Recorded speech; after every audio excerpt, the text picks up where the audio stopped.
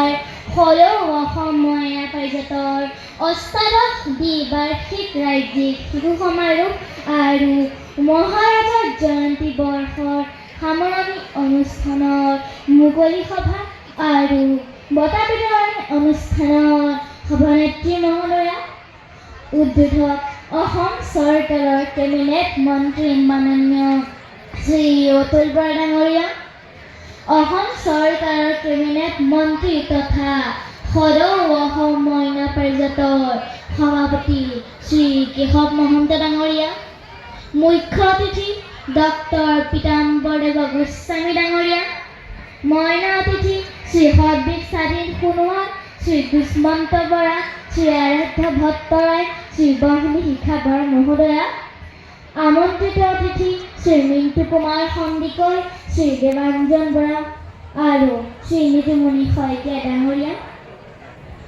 মঞ্চত উপবিষ্ট জ্ঞানজ্যেষ্ঠ আৰু বয়োজ্যেষ্ঠসকল, সভাত উপস্থিত থকা মোৰ পিতৃ মাতৃস্বৰূপ বয়োজ্যেষ্ঠসকল আৰু অসমৰ বিভিন্ন প্ৰান্তৰ পৰা অহা সন্মানীয় মইনাসকল, জয় জয়তে সকলোলৈকে মই ইংৰাজী নৱবৰ্ষৰ আৰু আগন্তুক ভোগালী বিহুৰ শুভেচ্ছা জ্ঞাপন কৰিলোঁ। মোক এই মঞ্চত দুআষাৰ ক'বলৈ সুবিধা দিয়াৰ বাবে মই আয়োজক সমিতিৰ সকলো বিষয়ববীয়াৰ লগতে গহপুৰ জিলা মইনা পাৰিজাতৰ সকলো বিষয়ববীয়াকে মোৰ ভক্তিভৰা সেৱাৰ নিবেদন কৰিলোঁ। মই পোনপ্ৰথমে শ্ৰদ্ধা জনাইছোঁ স্বৰ্গীয় নীলমণিবালা দেৱী, ককা মহাদেৱ শৰ্মা, হেমন্ত বৰদলৈ, কন্দৰ্প শৰ্মা, ৰত্নকুমাৰ গৌতম, অতুল চন্দ্ৰ হাজৰিকা, নবীন চন্দ্ৰ শৰ্মা, আশ্ৰাফ আলী, দণ্ডিনাথ কলিতাৰ দৰে স্বনামধন্য ব্যক্তিসকলক, যিসকলে শিশুসকলৰ সৰ্বাংগীন বিকাশৰ বাবে এটি শিশু অনুষ্ঠান গঢ় দিবলৈ অশেষ কষ্ট কৰিছিল। এইসকলৰ সমূহীয়া প্ৰচেষ্টাৰ মাজেৰে 1954 চনৰ 27 জুন তাৰিখে মইনা মেল আৰু পাৰিজাত কানন নামৰ দুটি শিশু অনুষ্ঠান একেলগ হৈ মইনা পাৰিজাত নামেৰে এই মহান অনুষ্ঠানটোৰ জন্ম হৈছিল। এই মইনা পাৰিজাত আমাৰ শিশুসকলৰ বাবে এটা সুন্দৰ মঞ্চ, যাৰ জৰিয়তে আমি পোহৰ বিচাৰি যাব পাৰোঁ। আমি আমাৰ ব্যক্তিত্বসমূহ প্ৰকাশ আৰু বিকাশ কৰি নতুন চিন্তাধাৰা আৰু ভাল আদৰ্শসমূহ গ্ৰহণ কৰি আমি মইনা পাৰিজাতৰ মাজেৰে পোহৰ বিচাৰি যাওঁ। কিন্তু এই পোহৰৰ যাত্ৰাত নিষ্ঠা, একাগ্ৰতা আৰু সত্যৰ মাজেৰে আগবাঢ়ি যাব লাগিব। এইখিনিতে মই কবি ৰঘুনাথ চৌধুৰী এফাকি কবিতাৰে ভগৱানক কৈ দিব বিচাৰিছোঁ। নিচিনা তোমাৰ কৰতাছা প্ৰভু, আমি অতি সৰু ল'ৰা, চিঞৰি চিঞৰি মাতিলে তোমাৰ নামতে দূৰৰ পৰা। আমাৰ সকলোৰে হৃদয়ত থকা কিন্তু আমি বিচাৰি ফুৰা সেই অদৃশ্যজনক মই প্ৰথমে প্ৰাৰ্থনা জনাইছোঁ, যাতে তেওঁ আমাৰ দৰে শিশুসকলক খুব বুদ্ধি দিয়ক, এটা সুস্থ মন দিয়ক, এটা সুস্থ আৰু নিকা পৰিৱেশ দিয়ক, যাতে আমি অকণি দেশৰ ধৰণী হৈ এখন সুস্থ দেশ আৰু এটা সুস্থ জাতি ভৱিষ্যতলৈ গঢ়ি তুলিব পাৰোঁ। আমি প্ৰথমে আমাৰ নিজৰ মনটোক নিকা কৰি ল'ব লাগিব আৰু তেতিয়া আমি আমাৰ অগ্ৰজসকলৰ সৎ আৰু নিকা ভাৱমূৰ্তিসমূহ দেখা পাম। উদাহৰণস্বৰূপে আমি এখন লেতেৰা হৈ থকা ডাইনিং টেবুলখনক পৰিষ্কাৰ কৰিবলৈ যদি এখন লেতেৰা কাপোৰ ব্যৱহাৰ কৰোঁ, আমি যিমান মুচিলেও কিন্তু টেবুলখন লেতেৰা হৈ থাকিব। কিন্তু আমি যদি পৰিষ্কাৰ কাপোৰ এখন লৈ সেই লেতেৰা হৈ থকা টেবুলখন পৰিষ্কাৰ কৰোঁ, তেতিয়া কিন্তু সহজে টেবুলখন পৰিষ্কাৰ হ'ব। গতিকে প্ৰথমে আমি আমাৰ নিজৰ মনটোক পৰিষ্কাৰ কৰিব লাগিব। সমনীয়া আৰু অনুজসকলৰ লগত মৰম চেনেহৰ মাজেৰে চলিব লাগিব। জ্যেষ্ঠজনক সন্মান আৰু শ্ৰদ্ধা কৰিব লাগিব। বেলেগৰ পৰা ভাল গুণ আহৰণ কৰি বেয়া গুণসমূহ পৰিহাৰ কৰিব লাগিব। মই এইখিনিতে মহাভাৰতৰ এটি কাহিনী ক'বলৈ লৈছোঁ। এবাৰ ভগৱান শ্ৰীকৃষ্ণই দুৰ্যোধন আৰু যুধিষ্ঠিৰক মাতি আনিলে আৰু দুৰ্যোধনক এজন সৎ আৰু ভাল ব্যক্তি আৰু যুধিষ্ঠিৰক এজন দুষ্ট ব্যক্তি বিচাৰিবলৈ ক'লে। দুৰ্যোধনক বিভিন্ন মুনি আশ্ৰমলৈ গৈ ভাল মানুহৰ অন্বেষণ কৰিবলৈ ধৰিলে। যি সময়ত দুৰ্যোধন ঋষিৰ আশ্ৰমত উপস্থিত হয়গৈ, সেই সময়ত ঋষি মুনি ধ্যানত মগ্ন হৈ থাকে। শেষত দুৰ্যোধনে ভাবিলে, মই এজন ভাবী ৰজা আহোঁতে যদি কোনে মোক ভাল ব্যৱহাৰ নকৰিলে, গতিকে তেওঁলোকেনো সাধাৰণ প্ৰজাক কি সন্মান কৰিব। শেষত দুৰ্যোধনে ভগৱান শ্ৰীকৃষ্ণক ক'লে যে তেওঁ ক'তো ভাল মানুহ বিচাৰি নাপালে আৰু তেওঁ নিজেহে এজন ভাল ব্যক্তি। আনফালে যুধিষ্ঠিৰে দুষ্ট মানুহ বিচাৰি এখনৰ পাছত আনখন গাঁও ঘূৰি ফুৰিবলৈ ধৰিলে। বিভিন্নজনক সোধা পোছা কৰাৰ পাছত যুধিষ্ঠিৰে যি ঘৰ মানুহলৈ যায় তাক তেওঁ সসন্মানে আলপৈচান ধৰে। শেষত যুধিষ্ঠিৰে ভগৱান শ্ৰীকৃষ্ণক ক'লেগৈ যে তেওঁ ক'তো দুষ্ট মানুহ বিচাৰি নাপালে আৰু তেওঁ নিজেহে এজন দুষ্ট ব্যক্তি।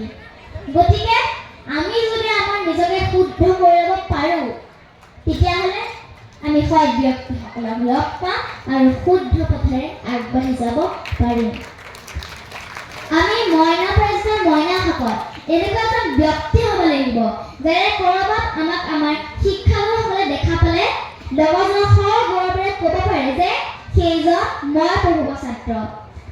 আমাৰ ঘৰৰ ওচৰৰ বা গাঁৱৰ বৰদেউতাজনে ক'ব পাৰে যে সেইজন মোৰ ভতিজী বা সেইগৰাকী আমাৰ গাঁৱৰে ছোৱালী। আমি সেইজন ব্যক্তি হ'ব নালাগে যাতে ক'ৰবাত আমাক আমাৰ চিনাকি মানুহে দেখা পালে তাক মই চিনি পাওঁ বুলি বা সি আমাৰ গাঁৱৰ নহয় বুলি কৈ আঁতৰি যাবলগীয়া নহয়। এইখন শংকৰ ৰাজানৰ দেশ, এইখন কনকলতা মূলাগাভৰুৰ দেশ আৰু আমি এই দেশৰ অকণি। ডক্টৰ ভূপেন হাজৰিকাই গীতত কৈছে, জিলিকা বালুই তৰে পাৰ, জিলিকা বালুই তৰে পাৰ। আন্ধাৰৰ পাৰ ধৰি আমি অকণিসকলে পোহৰৰ সন্ধান কৰিব লাগিব আৰু সেই পোহৰেৰে উদ্ভাসিত হৈ আমি লুই তৰা দুই পাৰৰ অসমীয়াৰ ৰিহাই ৰাছত জিলিকাই তুলিব লাগিব। যি সময়ত চীন দেশত ছপাশালৰ আৱিষ্কাৰৰ চিন্তা চৰ্চা চলিছিল, সেই সময়ত অসম মূলকত শ্ৰীমন্ত শংকৰদেৱে সাঁচিপাতত ভাগৱত লিখিছিল। স্বাধীনতাৰ পাছত ভাৰতীয় সংবিধানত সমতাৰ অধিকাৰ সম অধিকাৰৰ কথা লিপিবদ্ধ কৰিছিল, কিন্তু 14শ শতিকাতে শ্ৰীমন্ত শংকৰদেৱে ধনী দুখীয়া উচ্চ নিচ্চ আদি সকলোকে একেলগ কৰি একেলগে মাটিত পথাৰত বহি নাম কীৰ্তন কৰা আৰু মাহ প্ৰসাদ খোৱাৰ ব্যৱস্থা কৰিছিল। গতিকে ঐতিহ্যমণ্ডিত দশম ভূমিত আমাৰ জন্ম, গতিকে ঐতিহ্য জীয়াই ৰাখিবলৈ আমি যত্ন কৰিব লাগিব। আমি কেৱল পঢ়া শুনাত চোকা হ'লে নহ'ব, আমি একোজন সৎ ব্যক্তি হ'ব লাগিব। আমি যদি এজন কেৱল মেধা ছাত্ৰ বা ছাত্ৰী হওঁ, মেধাৰ বলত আমি এটা ভাল চাকৰি পাম, য'ত আমি এটা ভাল জীৱিকা পাম। কিন্তু আমি যদি মেধাৰ লগে লগে সৎ হওঁ, তেতিয়াহ'লে আমি এটা ভাল জীৱিকাৰ লগতে এটা ভাল জীৱন পাম। আমি সৰুৰে পৰা যোগ্যতা অৰ্জন কৰিছোঁ আৰু দক্ষতাও আহৰণ কৰিব লাগিব। যোগ্যতা আৰু দক্ষতা সমান্তৰালভাৱে থাকিলেহে আমি নিজৰ লগতে সমাজখনলৈও অৱদান আগবঢ়াব পাৰিম। জনপ্ৰিয়তা লাভ কৰাতকৈ যদি আমি আন্তৰিকতা লাভ কৰোঁ, তেনেহ'লে আমি জীৱনৰ বাটত বেছি সফল হ'ব পাৰিম। এইখিনিতে মই এটা সাধু ক'বলৈ লৈছোঁ। সাধুটো হ'ল, এটা পুখুৰীৰ পাৰত এজোপা গছ আছে। গছজোপাত এটা মতা বান্দৰ আৰু এজনী মাইকী বান্দৰী বহি আছিল। হঠাৎ এটা আকাশীবাণী শুনিবলৈ পোৱা গ'ল। আকাশীবাণীত ক'লে যে তোমালোকে যদি তলত থকা পুখুৰীটোলৈ জাপ মাৰি দিয়া, তেতিয়াহ'লে তুমি লগে লগে এজন ৰজালৈ সলনি হ'বা। লগে লগে বান্দৰজনে জাপ মাৰি দিলে আৰু বান্দৰজনী এজনী ৰাণীলৈ ৰূপান্তৰিত হ'ল। তেতিয়া গছৰ ওপৰত বহি থকা বান্দৰটোৱে ক'লে, তুমি তেতিয়া মোৰ লগতে বহি আছিলা, এতিয়া তুমি ৰাণী কেনেকৈ হৈ গ'লা? তেতিয়া তলত থকা ৰাণীজনে কৈছিল যে মই আকাশীবাণী শুনিছিলোঁ আৰু মই কামটো কৰি চালোঁ, কিন্তু তুমি কামটো কৰি নাচালা। মূল কথাটো হ'ল, আমাৰ জীৱনত কিবা প্ৰত্যাহ্বান আহিলে আমি তাৰ মুখামুখি হ'বই লাগিব। আমি যদি আগতে পলায়নবাদী মনোভাৱ গ্ৰহণ কৰোঁ তেনেহ'লে আমি জীৱনৰ বাটত বেছি সফল হ'ব নোৱাৰোঁ। গতিকে সৎ সাহসেৰে আমি জীৱনৰ বাটত খোজ দিব লাগিব আৰু এজন সফল ব্যক্তি হৈ নিজৰ লগতে সমাজৰো উন্নতি কৰিব পাৰিম। প্ৰত্যাহ্বান দুখ সুখ প্ৰত্যেক মানুহৰ জীৱনতে থাকে। এইখিনিতে মই ভগৱান শ্ৰীকৃষ্ণ আৰু কৰ্ণৰ এটি কাহিনীৰে মই মোৰ চমু বক্তব্য সামৰিব বিচাৰিছোঁ। এদিন ভগৱান শ্ৰীকৃষ্ণ আৰু কৰ্ণই কথা পাতি আছিল। কৰ্ণই কৈছিল, মোৰ জীৱনটো অতি দুখৰ। জন্মৰ পাছতে মাতৃ স্নেহৰ পৰা আঁতৰাই নৈত উটুৱাই দিছিল। সুতপুত্ৰ বুলি প্ৰকৃত শিক্ষা লাভ কৰিব পৰা নাছিলোঁ। হস্তিনাপুৰৰ ৰাজসভাত পদে পদে অপমানিত হৈছোঁ। তেতিয়া ভগৱান শ্ৰীকৃষ্ণই কৈছিল যে তোমাৰ জীৱনটো মোতকৈ অতি কম দুখৰ, কাৰণ মোৰ জীৱনটো তোমাতকৈও অতি দুখৰ। মোৰ জন্ম কাৰাগাৰত। জন্মৰ পাছতে মাতৃ স্নেহৰ পৰাই আঁতৰাই পঠাইছিল। জন্মৰ লগে লগে শত্ৰুৱে মাৰিবলৈ খেদি ফুৰিছিল। মই পলাই পলাই ডাঙৰ হৈছিলোঁ। গতিকে ভগৱানেও নানা ধৰণৰ বাধা বিঘিনি পাইছে। আনহাতে বহুত প্ৰত্যাহ্বানৰ মাজত কৰ্ণ এজন মহাবীৰ আৰু দাতা কৰ্ণ বুলি বিখ্যাত। কিন্তু এই সকলোবোৰ নেওচি আগবাঢ়ি যাব পৰাটোহে মূল কথা। জীৱনৰ বাটত মুখামুখি হোৱা প্ৰত্যাহ্বানসমূহ হেলা ৰঙে পাৰ হৈ যাব পাৰিলেহে আমি এজন সফল ব্যক্তি হৈ প্ৰতিষ্ঠা লাভ কৰাৰ লগতে নিজৰ লগতে সমাজখনলৈও ভাল অৱদান আগবঢ়াব পাৰিম। সৰ্বশেষত আমাৰ প্ৰাণৰ শিল্পী জুবিন দাৰ এটি গানৰ কলিৰে মই মোৰ চমু বক্তব্য সামৰিব বিচাৰিছোঁ। মায়াবিনী ৰাতিৰ বুকুত দেখা পালোঁ তোমাৰ ছবি, ধৰা দিলা গোপনে আহি হিয়াৰ কোণত, তুমি যে মোৰ শুকান মনৰ নিয়নৰে চেঁচা টোপাল, নামি অহাত ৰ'দৰে নৈ মোৰ দেহত প্ৰতীক পোৱা, ধুমুহাৰ সতে মোৰ বহুদিনৰে নাচোন, এধাৰো সঁচা মোৰ